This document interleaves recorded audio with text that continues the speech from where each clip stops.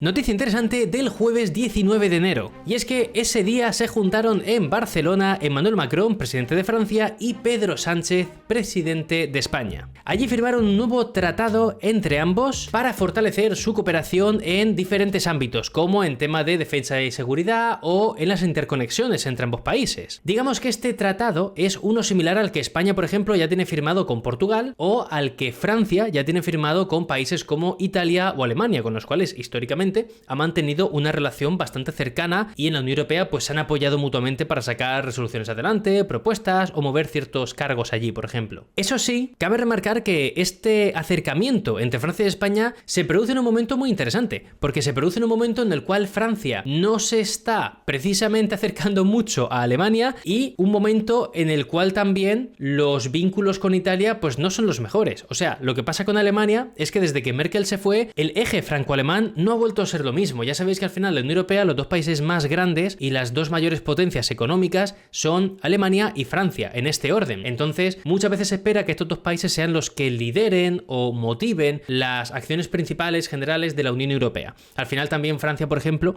tiene un puesto privilegiado a nivel de geopolítica internacional, ya que tiene un puesto permanente en el Consejo de Seguridad de Naciones Unidas, el cual es interesante porque son 5 países del mundo y esos pueden vetar cositas. Entonces Francia tiene un hueco ahí. Alemania no, que mucha gente piensa que Alemania está ahí, pero Alemania no. Los europeos son Reino Unido, que ya no está en la Unión Europea, Francia, que sí que está en la Unión Europea. Entonces, la cosa, que ahora mismo, como os decía, pues Alemania no está muy cerca de Francia, Scholz no está fortaleciendo su vínculo con Francia, y aparte, con Mario Draghi a la cabeza antes en Italia, pues digamos que Macron quiso apostar por volver a acercarse a Italia, ya que con Alemania los vínculos no son los mejores ahora mismo. Pero claro, el cambio de primer ministro y que ahora esté Giorgia Meloni, pues evidentemente Macron no se quiere aproximar tanto a Giorgia Meloni, por tanto a Italia ahora mismo. Pero con Pedro Sánchez sí que hay afinidad. Y seguramente, aunque estuviera el PP, ya independientemente del líder que sea, ¿vale? Sea Feijóo, sea Ayuso, imagínate, en una fumada de simulación de la vida, Francia seguiría estando cómodo, si Macron sigue estando como presidente, seguiría estando cómodo teniendo vínculos con el PP o el PSOE español. Eso es indudable. Dicho esto, aclarado esto, porque esta es la importancia del tratado entre Francia y España,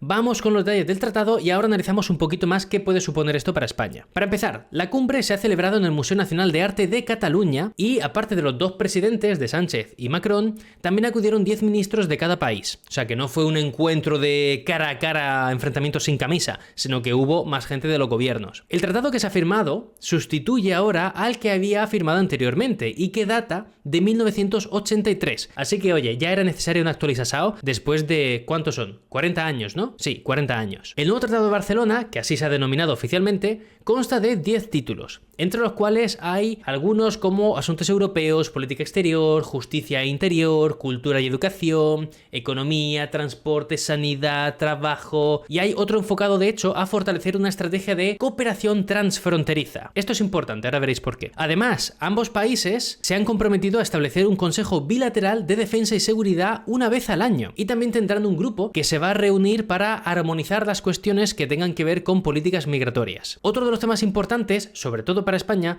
era el de las conexiones transfronterizas, ya sean enlaces ferroviarios como los pasos fronterizos directamente que hay en los Pirineos. ¿Por qué? Pues porque Francia en los últimos años ha decidido cerrar físicamente estos pasos fronterizos por temas de la pandemia, y algunos siguen todavía cerrados incluso años después. Eso sí, en cuanto a las interconexiones, también se habló en el sentido energético, y esto es interesante, porque aquí se mencionó que tienen un papel clave para profundizar y fortalecer el mercado interior de la Unión Europea. De hecho, en este sentido, lo último que se habló, si lo recordáis, fue el proyecto del Barmar, ese hidroducto que al final conectará Barcelona con Marsella, algo que ya traté, por cierto, en mi canal principal, en un vídeo, y ahí tenéis toda la explicación. Pero, volviendo al tema de defensa y seguridad, que es interesante, en el tratado se ha remarcado la doble condición que al final tienen España y Francia, ya que ambos países pertenecen a la Unión Europea y además ambos países están dentro de la OTAN. Por tanto, bueno, han remarcado que se comprometen a prestarse asistencia en caso de agresión armada en sus territorios. Me estoy saltando evidentemente muchas partes del acuerdo, pero porque yo diría que específicamente no dice mucho. O sea, os voy a leer tal cual una parte del tratado respecto a la industria europea y la economía, para que os hagáis una idea de cómo se habla en ese tratado. España y Francia promoverán mediante su cooperación la aplicación de una política industrial europea ambiciosa,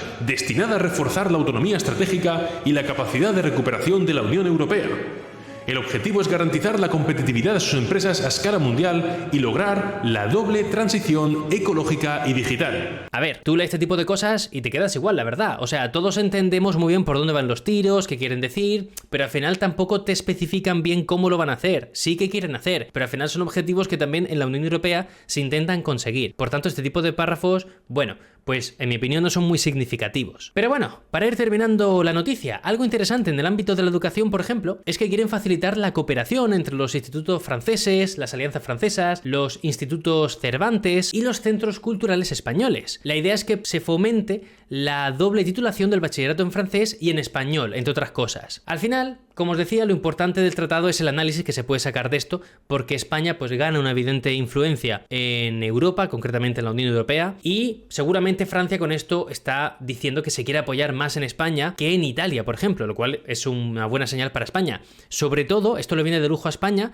de cara a la presidencia rotatoria de la Unión Europea que va a empezar el 1 de julio de 2023. En ese momento, como os he comentado ya en varios noticiarios, España va a contar con una gran exposición, va a contar con más influencia de lo habitual para poder modificar, priorizar ciertos temas en la Unión Europea, y al final va a ser muy interesante porque también van a coincidir las elecciones generales de España durante ese semestre en el que España va a tener la presidencia rotatoria. Así que va a haber mucho foco en España, y este tratado, antes de ese 1 de julio de 2023, es un buen preinicio incluso de esa futura presidencia rotatoria que sí o sí le va a tocar a España y va a asumir Pedro Sánchez con total seguridad si nada raro ocurre en España antes de julio. Pero bueno, al final lo que sucede de aquí en adelante lo cubriré por aquí, detallaremos más cositas si es necesario, así que déjate un buen like, suscríbete al canal y vente a Twitch a verme en directo, que es donde comento todas estas noticias.